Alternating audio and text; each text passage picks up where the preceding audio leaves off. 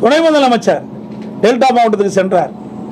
நாங்கள் கூட பரவாயில்ல, டெல்டா மாவட்டத்துக்கு செல்றாரு, விவசாயிகளுடைய பிரச்சனைலாம் தீர்ப்பார், விவசாயிகளுடைய கருத்தை கேட்பார், நேரடி கொள்முதல் நிலையத்துக்கு செல்வார் என்றெல்லாம் நான் எதிர்பார்த்தேன். ஆனால் அங்கேயெல்லாம் போகல. உடனே ரயில்வே ஸ்டேஷனுக்கு போய் சரக்கு ரயிலில் அங்கே கொடியை அடிச்சிட்டு வந்துட்டார். ஏற்கனவே டெல்டா மாவட்டத்தில் கொள்முதல் செய்யப்பட்ட நெல் மூட்டைகள் எல்லாம் சரக்கு ரயிலில் 20 நாட்களில் சென்று கொண்டு இருக்கின்றது. ஆனால் விவசாயிகளை சந்திக்க அவர்கள் மனமில்லா காரணத்தினாலே அங்கே நேரடி கொள்முதலுக்கு சென்று விவசாயிகளை சந்தித்தால் ஏதாவது பிரச்சனை ஏற்படும் என்ற அச்சத்திலே விவசாயிகளை சந்திக்காமலே இன்று தமிழக துணை முதலமைச்சர் சென்று விட்டார். அதற்கு பிறகு முதலமைச்சர் ஸ்டாலின் அவர்கள்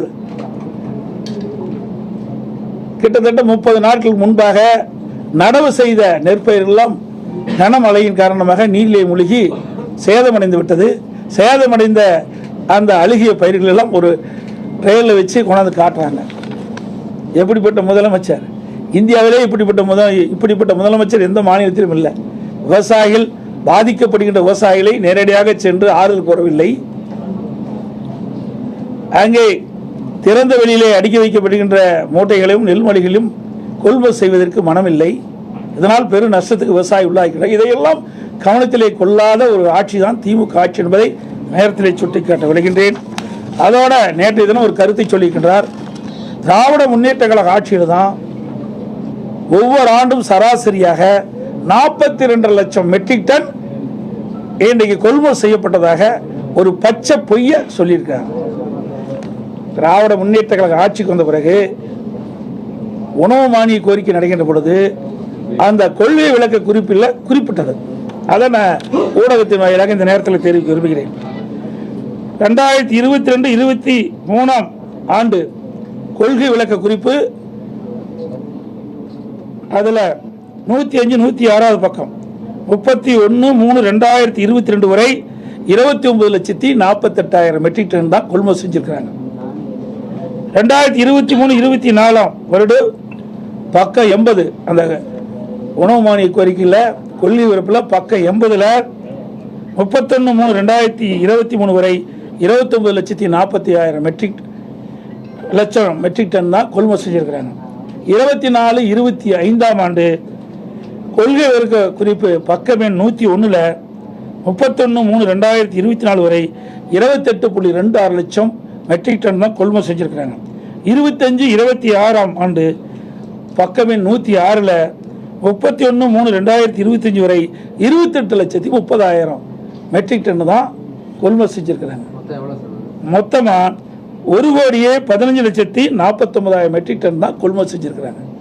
அப்படி என்றால் எப்படி ஆண்டுக்கு 42 லட்சம் மெட்ரிக் டன் கொள்முதல் செய்ய முடியும்? அத்தனையும் பொய். எல்லாம் விளம்பர மாடல் அரசு என்பது நிரூபணமாகிவிட்டது.